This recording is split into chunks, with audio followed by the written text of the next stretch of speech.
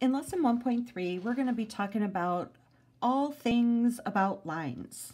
And we're going to start off talking about slope, which is something that you did in algebra, and graphing lines and writing equations of lines in different forms. And then talking about parallel and perpendicular lines. And these are the symbols for parallel and perpendicular. So starting off is, we're talking about slope, and the definition of slope is the rate of change. And this is often written as a ratio, okay, with a top and a bottom.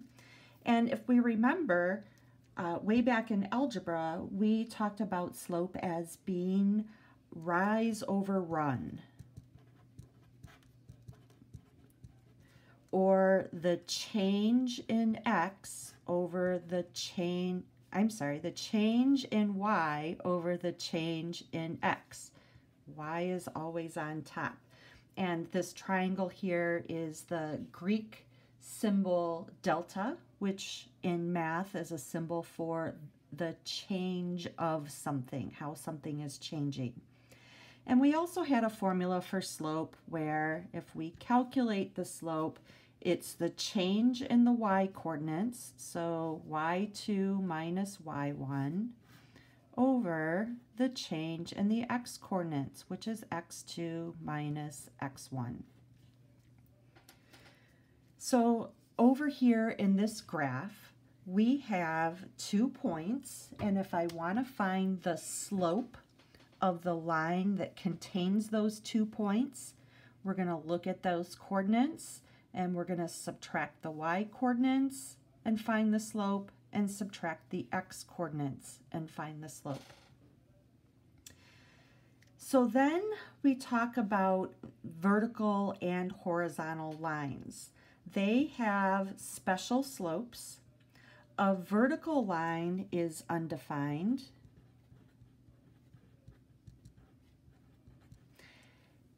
The slope of a vertical line is undefined, while the slope of a horizontal line is 0. Okay, the difference between these two, vertical is up and down, and horizontal being side to side. How I remember these is if I think about a treadmill, and if you're walking on a treadmill, if you look at the grade of the treadmill, as it's going up and up and up, the slope is increasing. If you're walking downhill, the slope would be negative.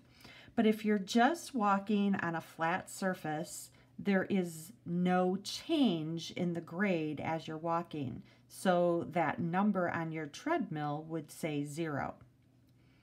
Likewise, on that same treadmill, if you're walking and you're walking up a wall, you just can't do it.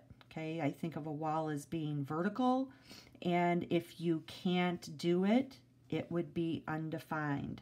And that's because you would have a y value, the change in y, y2 minus y1, over 0. And if we remember, we cannot have 0 on the denominator. We can have 0 on the numerator, and that's okay. That would just give us a horizontal line. Positive slopes are lines going up.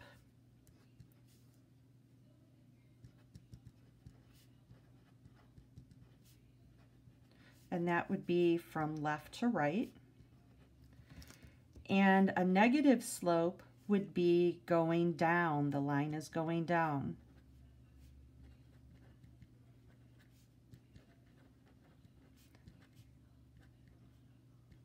So if I were to just do an example here, here would be an example of a line that would have a positive slope, and I could look at these values of these coordinates. This would be the point -3, 0, and this would be the point 0, 3. So if I wanted to find the slope of those two points, of the line of those 2 points, I would have the y coordinates. So I have 3 minus 0.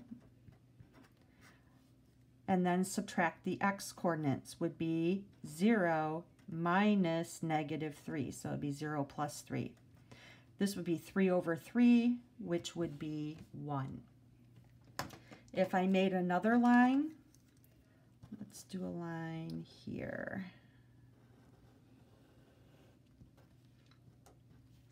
And this would be the point 0, -4, while this is the point -1, 0. If I subtract the y values, -4 minus 0 over, subtract the x values, 0 minus -1 is 0 plus 1. So this would be -4 over 1, and this would have a slope of -4. Okay, so just a quick example there. In example 1, it asks us to find the slope of the line that passes through those 2 points.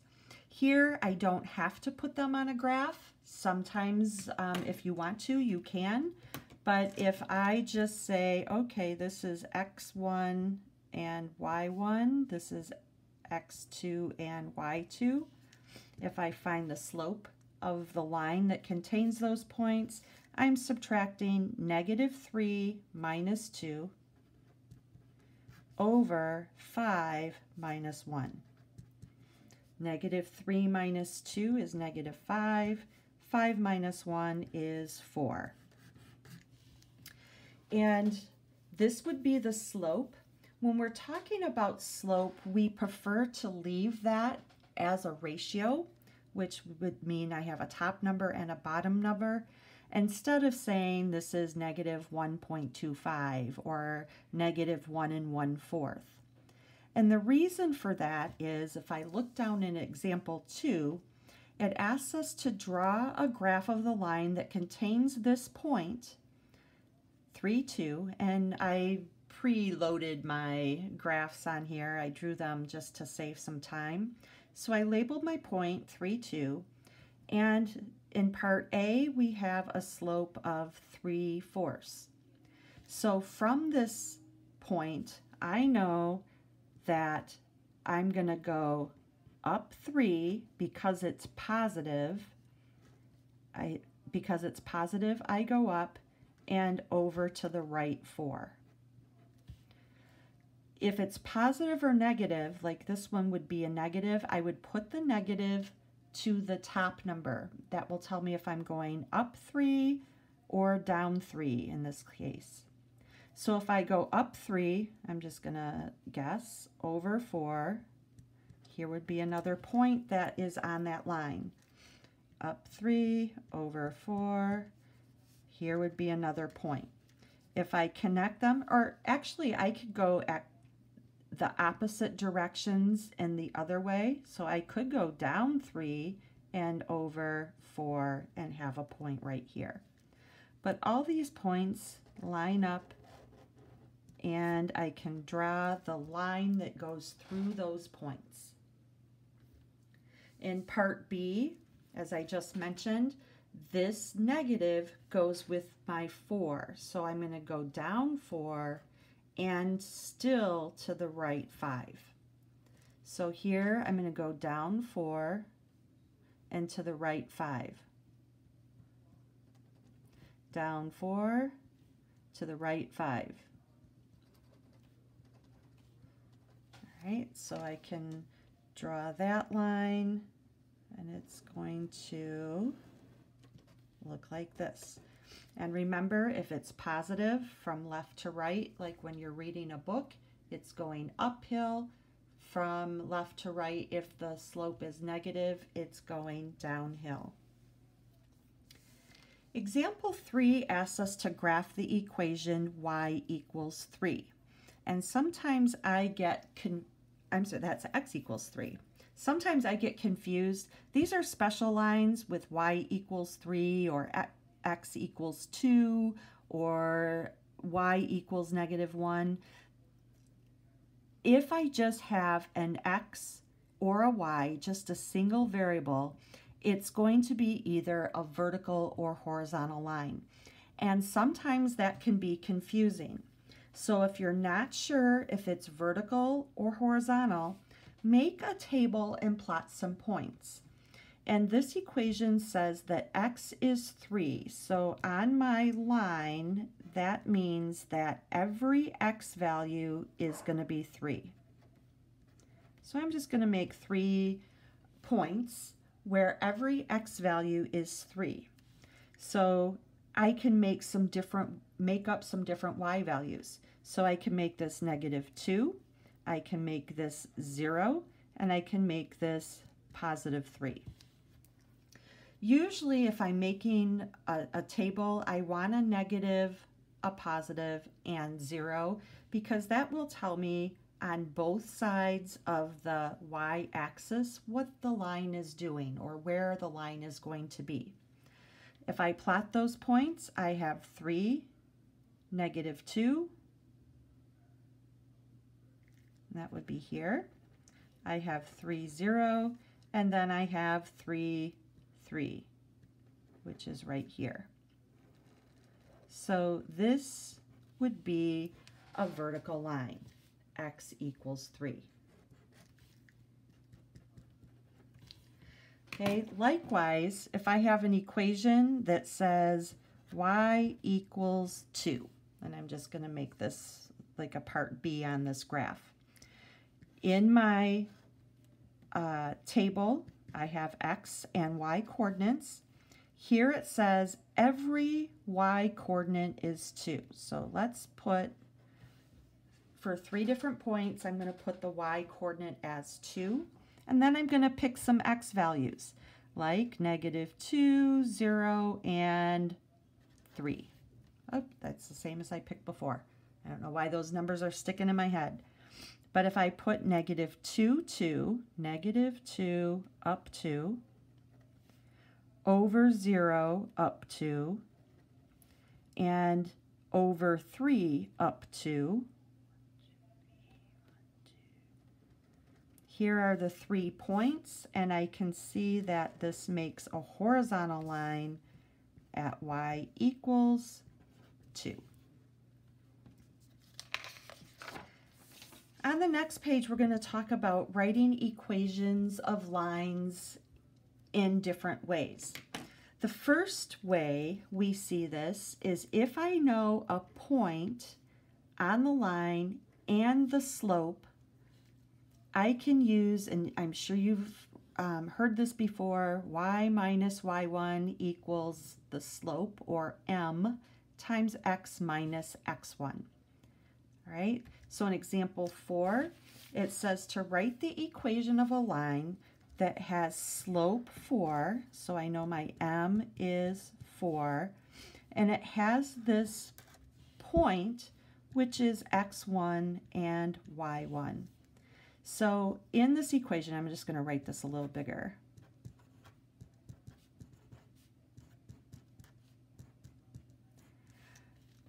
I know from this information the slope is 4 and x1 is over here, and that would be 1, and y1 is 2. So if I just rewrite this equation with those pieces in there, I have y minus 1 equals 4 times x minus 1. Oops, I need a 2 somewhere. The y1 is 2, sorry about that. So I have y minus 2 and 4 times x minus 1. A lot of times, we're not going to leave point slope in point slope form. We will either want to put it in standard form, which I'll talk about in a minute, or I want to put it in slope intercept form. And this is where we see y equals mx plus b.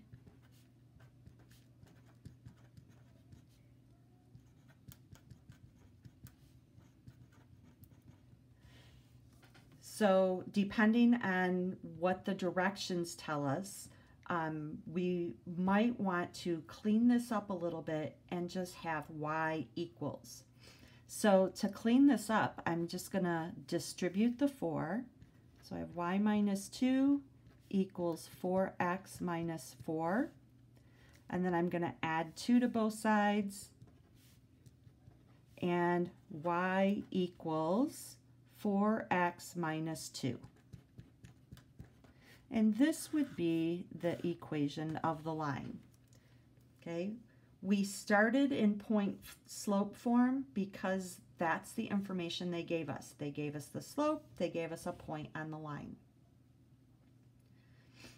Here it says to write an equation of a horizontal line containing the point 3, 2. All right, so if I think of a horizontal line, and on the previous page we said that a horizontal line has slope of 0. So if I were to take my slope and my x1, y1 values and write it, because I have a slope and a point, I'm going to put it in this form first. So I have y minus y1 is the point y value, which is 2, is my slope, times x minus x1, which is 3. Now 0 times anything is 0, so if I distribute my 0, on this side I'm going to have a 0, and this side is going to be y minus 2. So if I just simplify this and solve for y, y is 2. Okay, now remember, this is a horizontal line with every y coordinate being 2.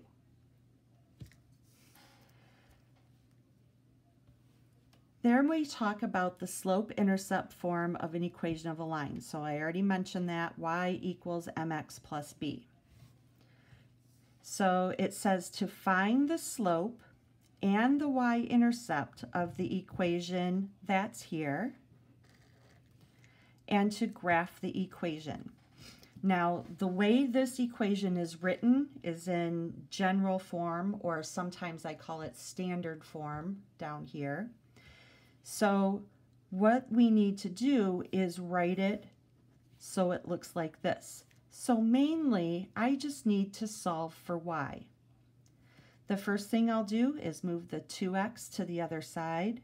So I have 4y, and that's positive 4y, equals, I'm going to subtract 2x minus 2x plus 8, and then I'm going to divide by 4. And when I divide by 4, I divide every part by 4. And this gives me y equals negative 1/2, and I'll just simplify my fraction, plus 2. When it's in this form right here, I can look and say that the slope is this number and the y-intercept is this number here. So I can say that the slope is negative 1/2 and the y-intercept is 2. Okay, b is the same as the y-intercept. And you can call them either one.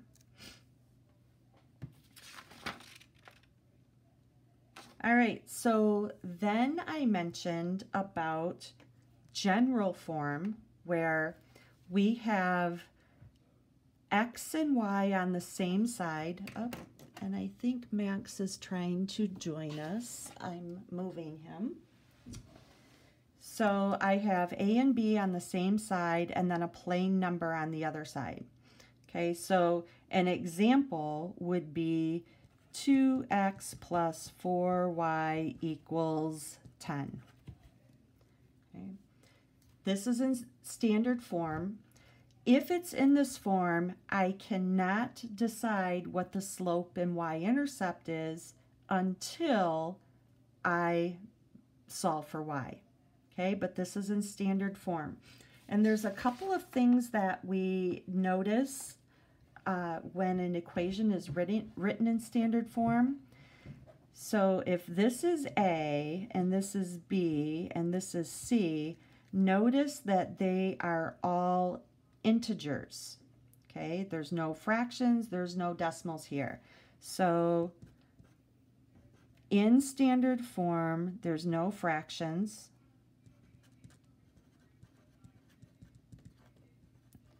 Or decimals.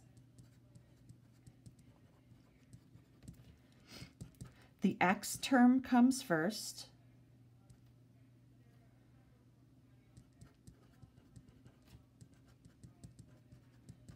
And the x term must be a positive value.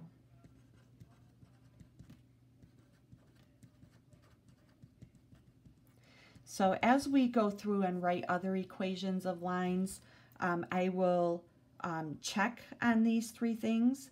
But if an equation is written in standard form, I don't have any fractions. The x has to come first, x then y, and the x has to be a positive number. I could have 3x minus 2y equals 8. That's another equation in standard form. I can make that negative 8. The b value, which is negative 2, this is okay to be negative. The 8 can be negative over here. It's just that the x term has to be positive.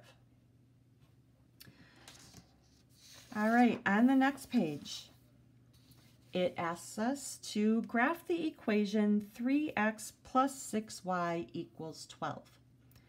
Now, I can do this a couple ways. First, the first way I can do this is to put this in slope and intercept form, which means I'm going to solve for y. So I'll subtract 3x. So I have 6y equals negative 3x plus 12. And then I'm going to divide by 6 on every part. So I have y equals negative 1/2 times x plus 2. So by using my slope and my y-intercept, which is where this crosses the y-axis, I can have a starting point, which is where it crosses the y-axis, and I'm going to go down 1 over 2. Down 1 over 2. Okay, and I can do this for a few points, and I can't draw that way. There is my line. Another way to do this would be to find the x and y intercepts.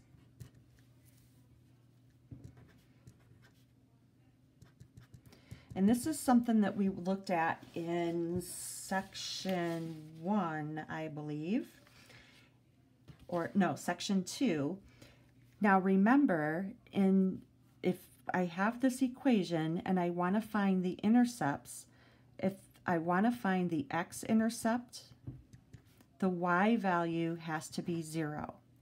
So if I plug in 0 for y, this part becomes 0, and my sentence is 3x equals 12. And when I solve this little mini sentence here, I get x is 4. So this would be the x-intercept. And it would be over 4 up 0. And if you look at our graph, we have that point right here. If I want to find the y-intercept, that means x is 0. So I go back to my equation, I plug in 0 for x, and I'm left with 6y equals 12. Solve for y, and y is 2. So on the y-axis, I have the point over 0 up 2. Okay, and this is the y-intercept, and that's what I have right here. So I could plot just these points on the axes and draw the line through them. Okay, I think I'm going to stop and we'll pick up with parallel and perpendicular lines next time.